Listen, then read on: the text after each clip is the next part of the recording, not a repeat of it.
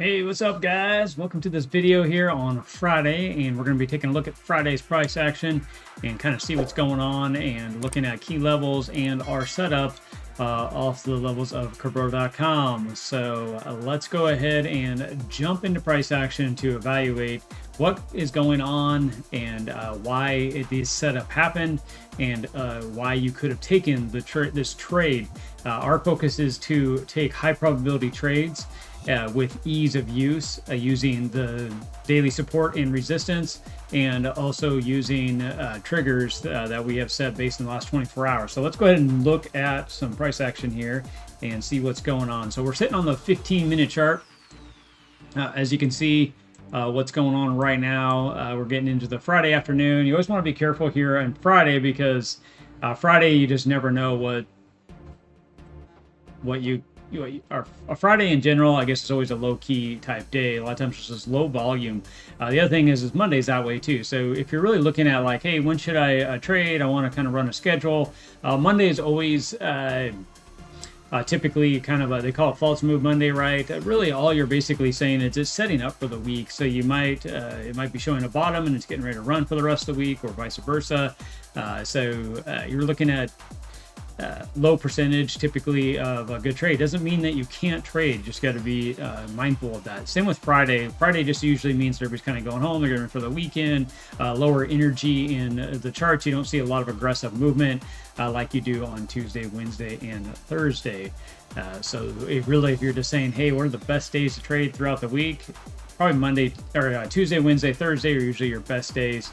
And then you want to just evaluate the other days of the week. Weekends, that's really up to you. I would probably tell you right up front, most of the time, it's just not worth your energy. So here we are on a Friday, and you can kind of see this layout of lower energy. Now, you can see that we do have a trade sitting on here that was analyzed. The reason why this trade is here is because of this movement right here. Now, let me go ahead and jump on the measuring tool, and we're going to measure from the daily support, which normally is actually down below this breakdown trigger, and I'm going to go ahead and measure to the trigger. So you can see it's around 1.8. Usually we're looking for 0.5 to 1.5. So you might be going, oh well, that's outside of that range. It's not a bad thing if it's outside the range. You just don't want it too far outside that range. Now, obviously, if it's below the 0.5, that's pretty much a big no-no. Now, if it's above that 0.5, it's the chances of strong movement are less. So it may have already been, say, exhausted on a move. So just something to be more cautious of when you're looking at the breakdown style trade. Now, the reason why I say it's kind of a breakdown style trade, or breakout trade is what we refer to it as. That's because there's nothing, once it breaks below this area, there's really nothing here to hold it. Unless there's other just kind of key support. If you're watching now, if you're analyzing charts all the time on BTC, you'll know that 65,000 is a pretty good stronghold, and you can kind of see it's actually respecting that area right through here. As it came down this first part of the morning, it rejected right here at that 65, but it really can't get above our last 24 hours, and it's really the reason why is because of everything we were just talking about. So now you might say, well, if this does start to break down, where's it going to go? Well, you can see I already have it marked right here. The system has already marked it as well, so we're going to put the stop above here on the 30-minute high. And we're going to take the entry out the breakdown trigger, and then you have target 1, 2, and 3 down here. Now, if I was going to look at taking this trade, I'd be looking to take it probably to target 2, mainly because we're already extended further than the 0.5. I mean the 1.5. So we're already past that. So I'm not going to expect it to move as aggressive as it could. Well, could it come down to that 3? Yeah, definitely. That is a possibility because there's nothing here to really catch it. Once it kind of clears the 65,000 level, it could easily start to head down easily into these targets for us. Now, you do have your upper side, which is too tight today for it to break on the upside. So if it tried to go up there, I definitely would have wanted to just walk away from it. Really what you're waiting for is to get the 15-minute candle to close right down below the breakdown. So we got the breakdown trigger, I came right down to it, closed on it. The next candle opened and closed down below. So that is basically 10:45, and then this candle is at 11. You could have looked at your 5-minute chart and got in easily right here on this back disc. Now, obviously, it fell and then bounced right back up, and then kind of fell again and bounced back up. Now, this could just continue to grind before it falls. Now, one thing I will point out, if you're going to be getting into this trade, this is your trade right here. We're going to be getting in. I'm going to put my stop up here where basically it's going to tell you. Now, all this is on Cabrera.com, all the levels that you see on my chart. We have indicators that you can easily just put this information in, and it just puts it on the chart. You don't have to draw it all out all the time. Now, this is the trade that I would be looking to take exactly right here. I'd be taking it to this pole. Now, this pole range is, if I grabbed it and moved it up, it's basically the distance between this green line down to this purple line, and that's typically where price action will go on the move, is down to that area. Like I said, on Friday, be a little bit more patient or more cautious. Now, the other thing I will point out is when you're putting on a trade, you're waiting for price action to move. Now, if it doesn't move, you're pretty much saying, I'm willing to risk the stop. So this is where you got to have trade management. So if you're willing to just throw money on the table and light it on fire, throw it away, then good. Go ahead and risk that. Now, if that money is like, it's too much for me, I don't want to see that get lost, then don't trade it. It's that simple. So, because the idea is that you're going to put this on, you don't know if it's going to actually break down. Now, high probability is there. Well, I just went through all the high probability. That's there. It's ready to go. But it could reject and go back the other way and stop you out. Now, some people will say, well, I'm going to move my stop down to break even. I'm going to do this. I'm going to do that. Well, let's talk about that real quick. So it starts to break down right like this, and then it comes back up, and then it kept on coming back up and hit my stop. And then you're like, man, next time I'm going to go ahead. When it starts to break down, I'm going to grab my original stop, and I'm going to try to get it right down here to break even. Well, on a day like today, it would have came up and stopped you out. And then since then, the trade hasn't failed yet. But really, it hasn't really ran yet either. The trade hasn't even gone into play. It's really just kind of broken down and showed that it was going to, it gave you an execution to enter, and then it's just gone sideways. So technically, you're still waiting for this trade to actually play. It's in play. You're waiting for it to happen. So right now, you're asking for it to at least come down closer to the target 1, at least, somewhere in this area. Or you're asking for it to go up and take you out. Either way, it's going to take you out for a target, or it's going to take you out for a stop. That's what you're asking for, and you just need to be patient and wait for that to happen.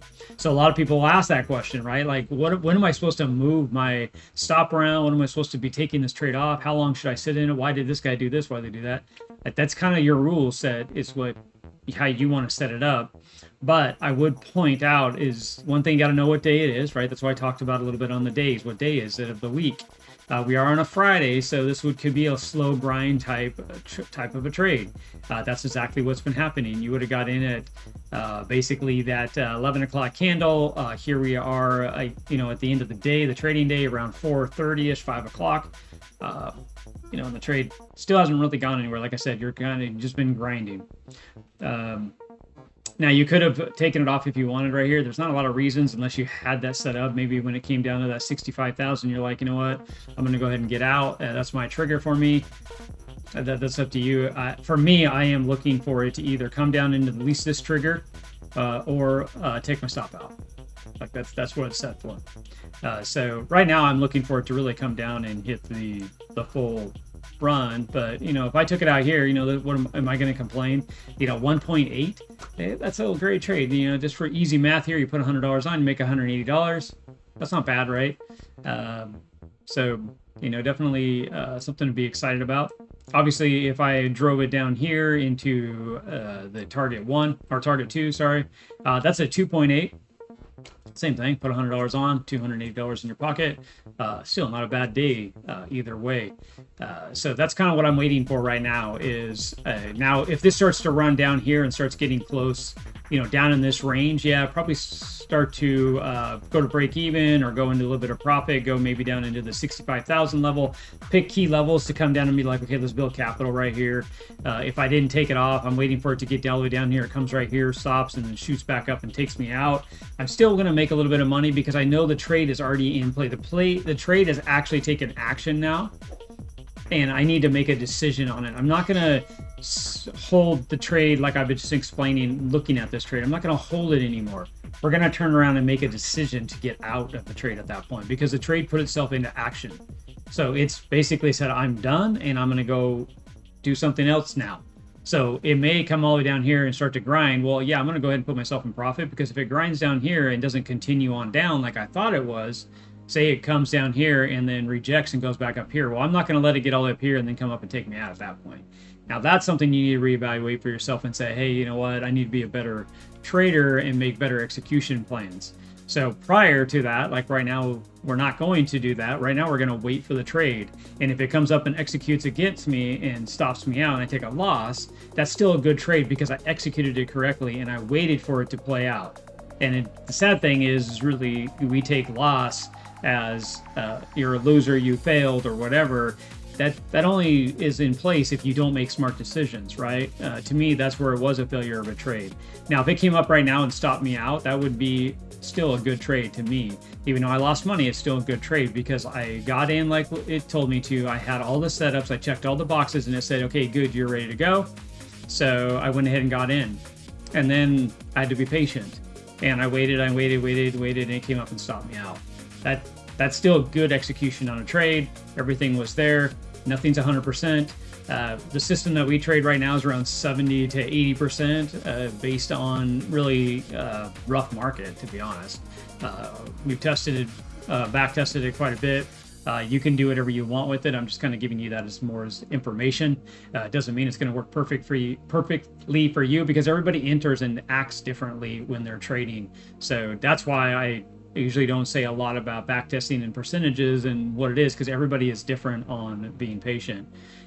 So just FYI on that, that's kind of just a food for thought here for yourself. So that's how you want to execute exactly what we're looking at doing and taking advantage of trades and taking opportunity. Now, what's nice about this, you can see this is actually starting to move and be aggressive in this space and starting to trade out. Just this is why you need to be patient. This is kind of actually a perfect scenario because I'm recording this as the market is moving, and this execution you have entered right here and you would have been grinding all day and now it's starting to move for you. So that is why I was pointing out exactly what I talked about.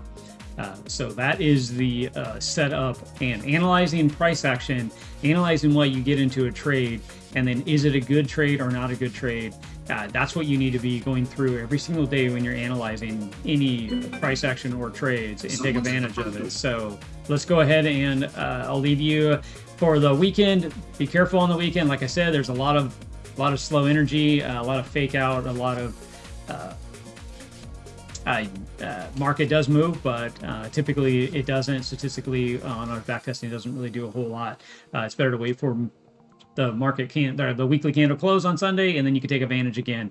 There's always a trade opportunity, and take advantage of the highest execution trade opportunity that you can get. So, all right, guys, hopefully that was a little bit of help for you and a little education on why things are where they're at, why the levels are on here, why is a good trade set up for you, and why it is not. Hopefully that answers some of the questions. If not, throw them in the comments. I'll answer them as we do other videos or respond to those comments as we can. So like and subscribe, and we'll see you guys in the next video that we have out for you. Check out dickerbrother.com other than that. So see you guys later. Have a good weekend.